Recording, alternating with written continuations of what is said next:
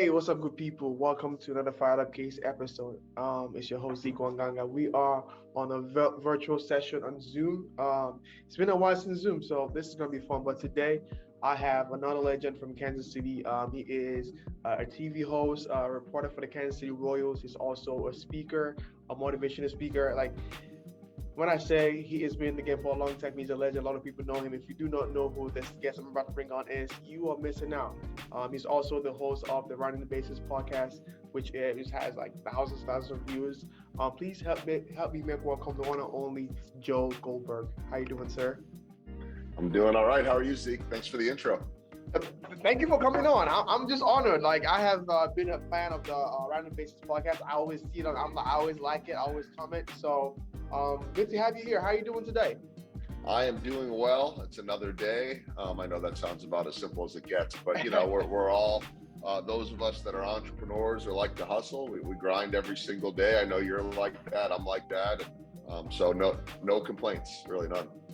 Sweet, man. Grateful to have you on. So I want to ask you this first, before we even get into an ending. How has 2022 been for you so far? So far, pretty good. You know, it's interesting. I think we're always all evolving. Yeah. I think that, you know, as we get older, and I've got you by a lot of years, but you never stop learning. Yeah.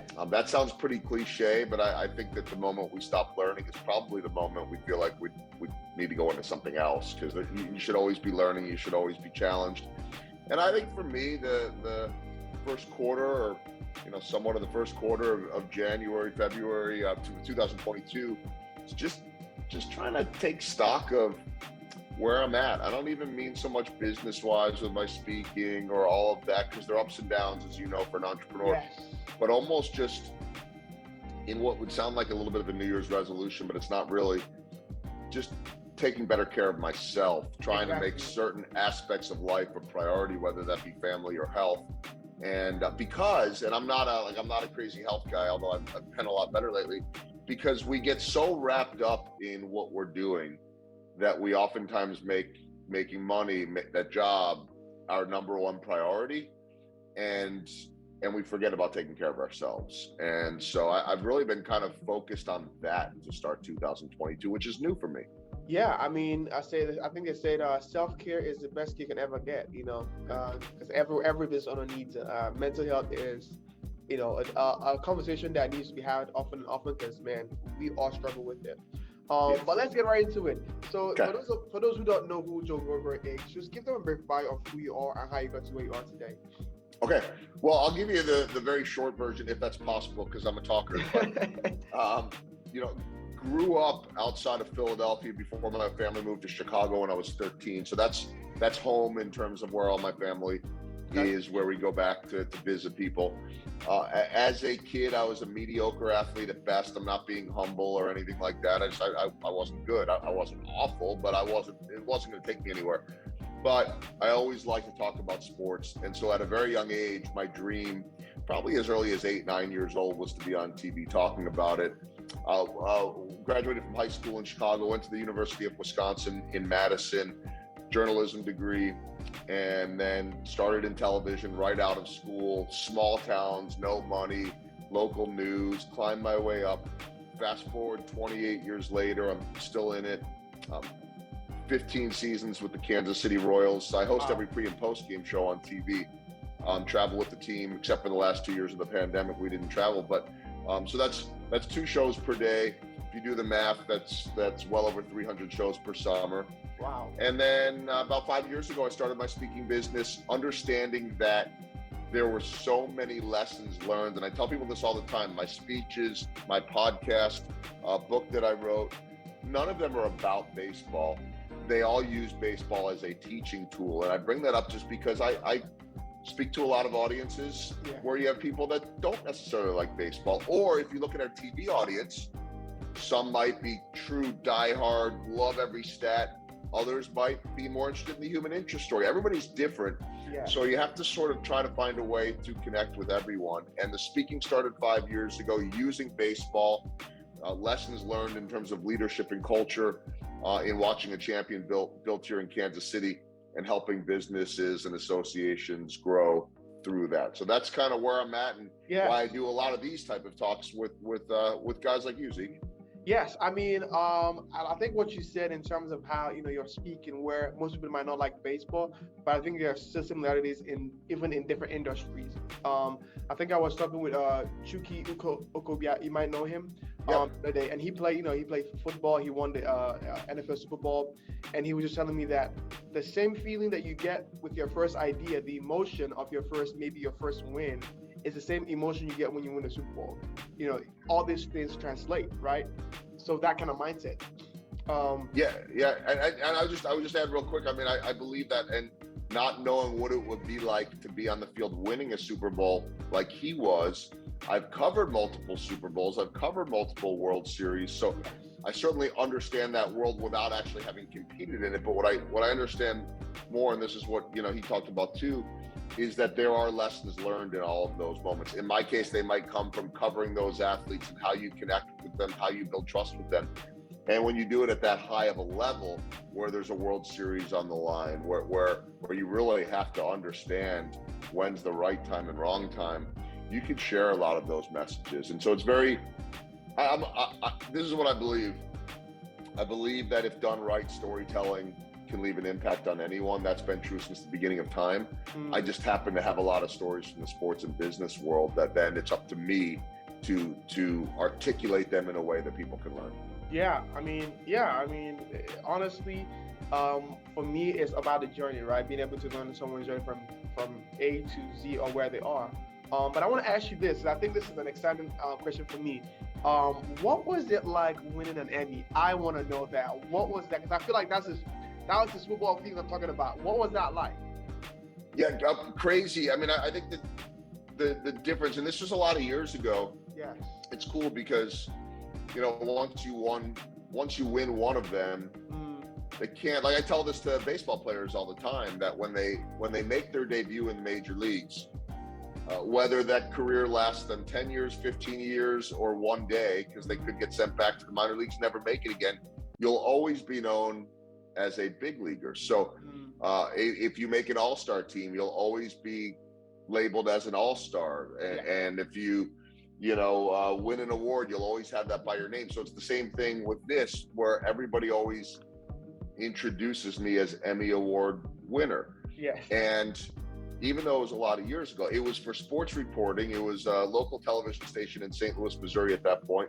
It was on a football player who was missing the season. He had cancer and all types of other stuff. So it was, the interesting thing on that is it still goes back to storytelling, and sharing stories that can maybe motivate people, in this case with a TV audience. But I just remember going and, it's fancy, black tie, all that type of stuff. And yes. I don't remember who I was up against. I didn't expect to win. They don't tell you in advance who's going to win. Oh, wow. So I had no speech prepared. I was shocked. I was young, and I remember I was at that point probably 2 years married. So, wow. Newer. And I just remember getting up there thinking, I better remember to thank my wife. Whatever you do, just don't forget to thank your wife. But it was, it was a surreal experience. I still have the Emmy trophy. Although I could say that it's a little bit damaged. One of the little arms of it came off. I think my daughter, who's in theater, was using it, trying to act at something on a cell phone, and she dropped it or something. She was mortified. I'm like, it's okay. We'll figure it out. But Zeke, it was just it wasn't anything I ever expected. Yes. And I don't know if I'll win more of them. I don't really care. I mean, it's great recognition.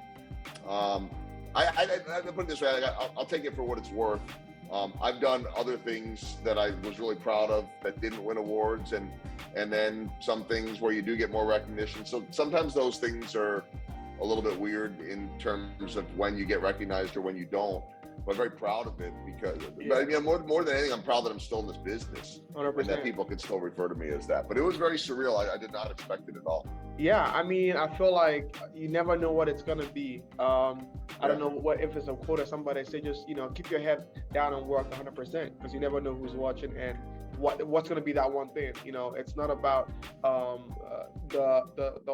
hour they play on the football field. It's the practice, months of practice that get there. So But I'm honored, and excited that you were able to get that recognition, because that's, that's a big one. But to my next question is, what is the inspiration behind you starting the Running the Bases podcast? How did I even start? Yeah, I love this question because, and I think, and this is just the way I think, as a speaker and a storyteller, that I'll always try to share my experiences and then hopefully turn them into something that others can learn from. And so what I learned from that and how it happened was that back late 2016, I had a friend suggest to me that I should start a speaking business. I didn't know such a thing existed. Living in the sports world, I spoke to Rotary clubs and church groups who wanted to know, hey, give us the latest on the Royals, and that's not a business. That's more community engagement. Yeah. So I didn't think along those lines, and so this friend said, you can start a business. You really can do this. Well, I work. I'm off 6 months a year, which sounds very luxurious, but for baseball season, we work 6 to 7 days a week, sometimes 18, 19, 20 days in a row, get one day off, work another 15. So, you need that time, but 6 months is a long time. So I was always looking for something else to do. So yes. I start that speaking business, and, speakers generally write books. They write books because it's good content, it's promotion, it's on and on and on. And so everybody said I had to write a book. And I realized quickly I wasn't ready to write a book, but someone suggested, why don't you start a podcast, because you already know how to broadcast, which, by the way, there's a lot more, as you know, that goes into, even though you know how to talk or use a microphone or whatever, or have all my years of experience, but there's all the logistics and, how it's complicated if you don't know until you know. So exactly. It wasn't just, hey, you know how to do that, but it was, if you could start interviewing people about the topic that you're speaking about, leadership and culture, it doesn't have to be a baseball podcast, but start using the leverage, the access that I have, having at least to some people, a recognizable name based in Kansas City. So it got me in a lot of doors, and then use it to create new content, use it to build a brand. And so what's interesting, and this is my message to people, it doesn't have to just be about a podcast, is when you start something somewhat organically and just let it go where it goes, the embracing the journey. I started this podcast for everything I just said, to build a brand, to build content and see where it took me. Well, now my speeches are not all baseball stories. It's like 50% business from interesting guests. Now, when I finally wrote my book in 2020, I had all this content, not just Kansas City Royals baseball stories, but stories from CEOs and startup entrepreneurs from all over the world. And so it increased my network, it increased my brand. And then, oh, by the way, without ever thinking like this, suddenly I had a company approach me about sponsorship. And so suddenly it becomes a revenue generator. And that was never the goal. Wow. And so my message to people is that if you're interested in something, if you're passionate about something, if you think that this is something that could benefit you, or more importantly, add value to others, just do it. And instead of having to have all the answers right away, let it take you where it takes you, because it's taken me in some really amazing directions. And now, hundreds of episodes later, 4+ years in, I've been so privileged to interview all types of people from all types of professions, famous, not famous, everything in between. And it's really one of the joys of my life right now. Wow. I think honestly say, like you said, just take a risk, try something new. And I believe that what I've learned from just watching you and what you do is, even though I see it, it inspires me to hey, I gotta keep going, because I see the intensity of the work you put into it, the back of it, the front of it, it's a lot of work. Now, all that to say, I feel like 2020 as well was a year that a lot of people had to also realize that, it's time to think of something new, because what I thought was working just left, surprisingly, right? So I think that's a huge lesson, when it comes to 2020 as well. And so I want to ask you this, because I know you dropped a new book. Tell me about how Small Ball, Big Results came about. I really want to hear how that all came about and the story behind it. Yeah, and it really now does tie into that podcast. And I didn't, you know, I didn't ever dream of writing a book. Um, the only thing I knew along the way, Zeke, was that I was in some really unique and interesting circumstances. I mean, my whole career, whether it's being right there for the debut of Albert Pujols, who's one of the greatest players of all time, and you don't know that in the moment, or when I was in St. Louis as well, and this was recently captured in a movie, Kurt Warner, who goes from grocery store stalker to eventual MVP and Hall of Fame quarterback in the NFL. I was there on the field when he made his debut due to an injury of someone else, and so I always knew that I should just keep stock of these stories, because over time you forget them, and I wasn't doing a great job with it. But I didn't know if I would ever write a book. I just thought maybe one day there could be something there, just because of all my experiences. But that was it. Yeah. And then, as I said, when I started the speaking business, everybody said speakers write books. You got to write a book. It's great for marketing, blah blah blah, and all that stuff. And that was scary to me, even more so than the podcast. So I knew I had to do it. But here's another lesson learned is, and there's two sides to this. One, if you're going to wait for everything to be perfect, I like this in terms of a book, because a lot of people have said, I thought about writing a book. I think I have something good to write a book about, but it's not right. I don't know what to do. Well, nothing's ever going to be perfect. Yes. So if we're going to wait for perfection, we're going to keep waiting for the rest of our lives. And so at a certain point, you have to pull the trigger. What do you have to lose? I mean, worst case, it's not a good book, or worst case, you start working on it, but you don't finish right away, but you got to start. And so I knew at some point I had to do it. And then here's what happened, and this will pertain to the title, Small Ball, Big Results, is I mentioned that the podcast, the speeches are not really baseball, but I use baseball references. And so small ball in baseball is the little things, not the home runs, but the little things, whether it be the speed or the defense, or the things that don't that don't show up in the scorebook, in the box score, that don't show up on a sales sheet. And so what I realized when I did this podcast was there were three questions I wanted to ask every guest, no matter what. The rest of it kind of organic conversation. One, what's the biggest home run you've hit in your career in terms of your business or your profession? Two, what's the biggest swing and miss you took, and what did you learn from it? And three, what is small ball? Meaning, what are the little things that add up to the big results? And that might be, hey, I work out every day to keep my mind straight, or I build relationships with people, or whatever it is. Yes. And that's really the crux of my speech too. And so it's really a culture question. That was the most interesting answer. I didn't ask those questions thinking I'm going to turn it into a book. But over time, I realized that the answers on what is small ball were so fascinating that I was going to write a book about that. And then figured out, okay, we're going to write this book. We're going to call it Small Ball, Big Results. Basically, what are the little things in business, baseball, and life that lead to the bigger results? And I wrote it structured like a baseball game. So every chapter is an inning. Yeah. So instead of chapter one is first inning.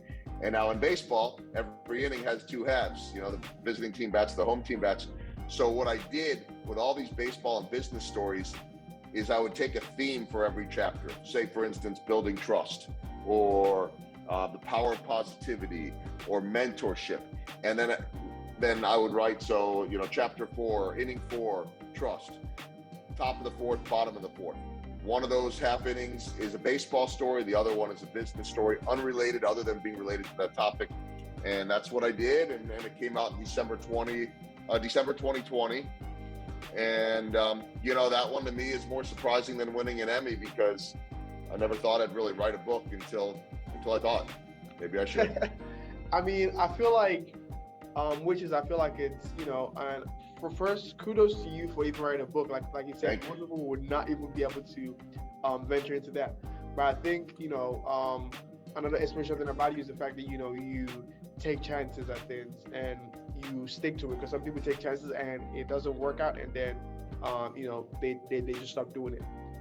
And that also says a lot about your record. 28 years, being with in broadcasting. That's a lot of time to be able to devote yourself to one thing. So I'm just honestly, I'm a fan of what you do. So I can go on all day just of how much inspiration that you inspire me in what I do personally. But this might be so for the book, what are some feedback you've gotten like from people who've ever been able to read it? What would you say is one of the best feedback you've gotten so far that has inspired you even more to do more things? I think, you know, it's not one specific thing, but the general theme is just that people were engaged with the inspiration and the storytelling. I mean, I know I mentioned storytelling before, but I think, and this was true for the book, this is true for my speaking, is one of the best pieces of advice that I've received, and it's hard sometimes to remember this, is that if you're going to tell a story in whatever format it is, whether it's a blog or whether it's one of my television reports, which are 30 seconds long, or a podcast, or you know, a speech, or a chapter in a book, don't ever tell a story just for the sake of telling a story. There has to be a purpose. And so what I heard from a lot of people was, you know, hey, the stories were really inspiring, or I, you know, really liked the way everything connected and flowed and all that type of stuff. And so, you know, it's just like the speeches, everybody seems to pull something different out of it. And by design, this book was written, at least for people like me that have a poor attention span. I know that we live in a day and age right now, the people that could sit down and read 100 pages in a day, I wish I could be one of them, but most of us get distracted easily. And so what I felt like was, if I can do a new story every, you know, 3, 4, 5 pages, that people can pick this book up at any time, and you don't have to go from beginning to end. You can, hey, I'm interested in chapter 8, let me just pick this one up, or I'm interested in chapter 12, let me pick this one up. And so that's what, and it is 13 chapters, so it went extra innings, but that's been the biggest feedback, is just people being inspired by different stories, which was the point all along, is that I don't need every bit of it. Hopefully all of it is inspiring, but that's been it. Is just people finding motivation in different ways. Yeah, and I feel you on the distraction stuff. I have a short attention span. All my books, I have to listen to them. Like I have to listen, because I can't see them read. Yeah, I get it. But this might be my last question. So because I know that you are big in equality, but you know, however, Kansas City definitely has like a bitter history with race. And my question is, how and what started you in the journey to learn more about race in Kansas City and being able to be an advocate for that? Yeah, I appreciate you asking that, because, and this is multifaceted, but I want to begin by saying that this gets back to a lot of what I said, that when you embrace the journey, or you just start something and let it take you where it does, as opposed to saying, I have to get here, then you end up finding these beautiful gems along the way of paths that you didn't expect to go down, that maybe you would not have before. And race is one of them. So what I mean is this, that I started my speaking career because I thought I had, you know, after the friend told me this, I thought I had material that could inspire people. And let's be honest, hey, maybe a second income and a chance to build a business, and all of that's happened. It's been great. It's been, you know, a full-time business on top of a full-time baseball job. But being open-minded, and instead of thinking I have to get a second speech, and that was a mistake I made earlier. What's a third speech? What's a fourth speech? I need more. What if they don't have this? Is that the best part of this journey is that I started meeting other people. And I would encourage everyone that we get comfortable where we're comfortable. We get comfortable with our networks. We get comfortable around the people we surround ourselves with, which is oftentimes people that look like us, act like us. They're in our profession, our religion, you know, whatever it is. And when you're able to get outside of that group, you open your horizons. So I say this all the time, very proudly, of my parents and my upbringing. I was raised right. I was raised to treat everybody equally. I was raised by two white parents who believed in equality. With that said, just because you're taught that doesn't mean that you're living it. And it's not that I was doing anything grossly wrong, but I wasn't doing everything right either. And I'm still not. I'll continue to learn. So that leads me to the big development personally for me is right when the George Floyd murder happened, I had a podcast guest scheduled for the Monday after the protests in Minneapolis. Her name is Angel McGee. I wrote about her very briefly in my book, but she's worked for the Royals and the Chiefs for many, many years. I've known her since she was a little kid. growing up, or not little kid, but I mean, cutting her teeth in the business and all of that. And she was scheduled to come on to talk about the Urban Youth Academy, which is an amazing facility and program and institution built by Dayton Moore, leader of the Royals, helping serve the youth of the city, baseball, softball, education, all this stuff. And so she works over there. And this was the Monday after the protest. And before we go on, we're chit-chatting, and I said, "How you doing?" And she said, I'm not good right now. I'm tired. I'm sick of all this stuff. And I said, "Do you want to talk about it on the podcast?" She said, "Really? I can?" And I said, "Yeah, I mean, we should talk about the Urban Youth Academy a little bit, but if this is what's on your mind, and it's certainly extremely important going on in the world, why not talk about it?" And so this gets back to what I was saying, Zeke. I didn't start this podcast for it to be a podcast to talk about race, but I also came to understand that with my voice, I had a platform. Going on a network to talk baseball probably isn't the right platform for me to do that. And I don't have total control over that. It's not like they said you can't talk about race, but I'm there to talk about baseball.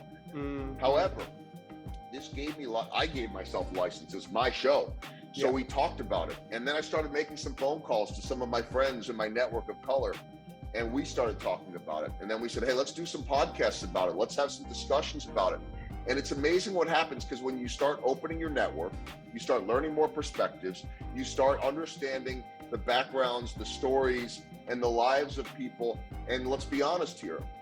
I did grow up with white privilege. For anyone that doesn't think that they didn't have privilege, that doesn't mean you have more money than someone. That doesn't mean that you have it better than everyone. It's very easy to say, "Well, I grew up poor. I'm white and I grew up poor, so I didn't have any privilege." Yeah, but you have the privilege of how you look. And so my black friends,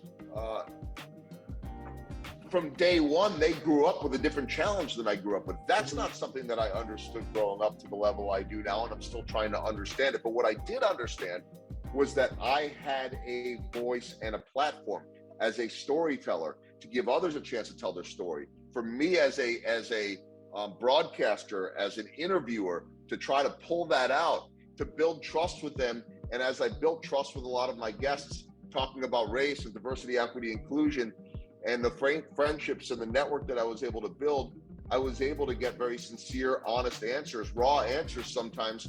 As you saw, I was at an event with you. I made a joke, like, we're talking about DEI and race, and the guy asking the questions to the all-black panel's white. However, I have a different perspective, and maybe if there are white people in that audience, I can build a little bit of a bridge to understand it better. So this is a work in progress. It's not my main lane, but it's a lane I'm comfortable in and continuing to learn with. And this gets back to what I said initially. What a privilege, and how amazing is it that this journey that started with me just looking for a little bit of a speaking side hustle has given me a voice in race, has allowed me to build friendships and relationships with other people that are different than me, that look different than me, that have different experiences than me, and that I'm the privileged one that gets to share those and be a part of that. So I'm better for it. I'll continue to learn. I'll continue to try to make an impact. I'm just getting started with that. I have no idea where it's going, and that's okay. But that's the beauty of just embracing the journey to me, and we got a lot of work to do. Wow, man. I mean, because I was at the event, I'm just hearing you and hearing the story you told of how you got to be able to kind of shed light on some of the issues. Is I feel like to me is reaching out and like you said, putting yourself in places that you're not comfortable to be in, surrounding yourself with people who don't look like you and don't think like you. And I think that's what we need more. And for there to be reconciliation and healing, I think there has to be perspective from both sides of the spectrum. So I really admire that. That's why I had to bring it up so we can talk about it. Thank you. No, it's I don't know that proud's the right word. I mean, it's a different kind of pride than, like you mentioned, 28 years in television. I'm really proud of that, because I almost didn't make it into the business. To still be here 28 years later is mind-boggling, and I love it. But I'm proud in a different way of the work I'm starting to do with race. Again, let's remember, I was raised the right way to love everyone, so I had a great starting point, but I didn't realize how much more I had to learn. Now, looking back on it, I can sit there and say, wow, I had a lot to learn. And guess what? I still have a lot more to learn. And that's an amazing opportunity to be able to do that. But I think it's a reminder to all of us, what you just said, make yourself uncomfortable, be in certain groups. I challenge people to do this. And you know this from the other side, Zeke, being in Kansas City. And I'll wrap it up with this because I can go on and on all day, but unless you want me to. But seriously, if you're white, and if you're networking, you're in business, whatever it is, next time you're in a group, in a happy hour, whatever it is, if you're white, take a look around and see if there are any black people in your group, or if there are any black people or people of color, brown, black, whatever. Are there any people that are there at that event that aren't white? Are there any people in the bar, the restaurant, the facility, the event center, whatever it is? Are there any other people of color? If there are in Kansas City, it might be one or two, maybe not, maybe a little bit. One, strike up a conversation with that person if you don't know them, or even if you do. It's not that they feel uncomfortable. They've probably been living this way their whole lives, so they're probably actually more comfortable than you are. But how about getting to know them a little bit? Because there's a good chance that if you're in a group like this that's all white, that's what you're comfortable with, that's your comfort level. Those are the people that you're surrounding yourself, accidentally or intentionally. Build some relationships, because what happens is when you start to build relationships with people that look differently than you, that were raised differently or come from different backgrounds than you, what happens is that they start introducing you to people, and your group starts to be more diversified, and you start to expand. And then the people you're doing business with, or the podcast guests you have on and on, start to look different, and you become more well-rounded. Now take it the other side. As you start to meet more people, ask for them to bring you to an event. Ask for them to bring you to an event that maybe is more reflective of their background or their world. Put yourself in a position where maybe you're one of the only white people. And I'll wrap it up with this, so you can say that, you grew up in Africa, in I'm guessing a place where most people look more like you than me. Mm-hmm. And most of us that are white didn't grow up like that.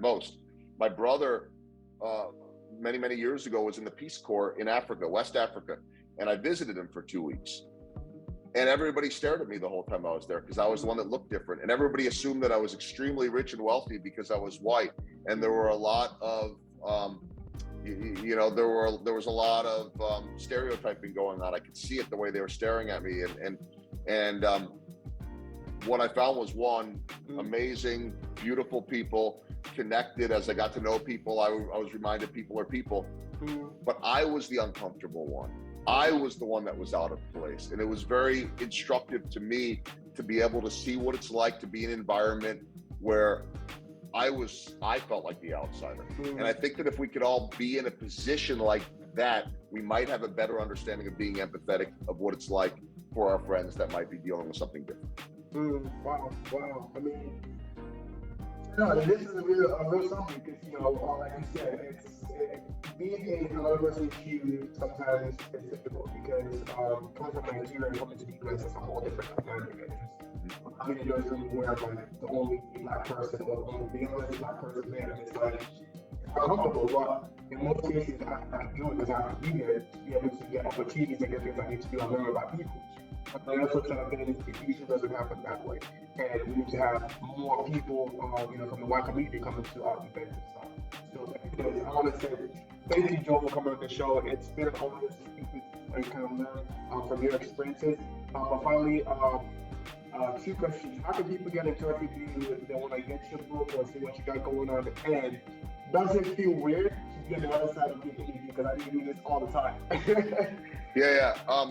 Well, the second question first. It's always a little bit weirder being interviewed than interviewing, because that's more my world. However, in this podcast world and all that, I kind of end up being on both sides of it now, which is fun. But I will say, like, it's always a little bit more weird for me not asking the questions. I could have turned it around and asked them on you, but no, that's cool. And easiest way, I'm all over social media, so people can find me there. But my website is joelgoldbergmedia.com, joelgoldbergmedia.com, or there's an email address, info@joelgoldbergmedia.com. The book's available on Amazon, but if somebody wants a signed copy, they can just go right through that, through the website or through that email address. And then I just handle that, and that's easy too. So either way, it's all good for me. Sweet. Well, thank you so much, Joel, for coming on. I appreciate you. And for those who are watching at home, wherever you are, thank you for tuning in today. It's been another Fire Up Case episode. You know what to do. Subscribe, share, like this. Go to social media platforms at Fire Up KC. Thank you again. I'll see you guys on this episode, but bye-bye for now.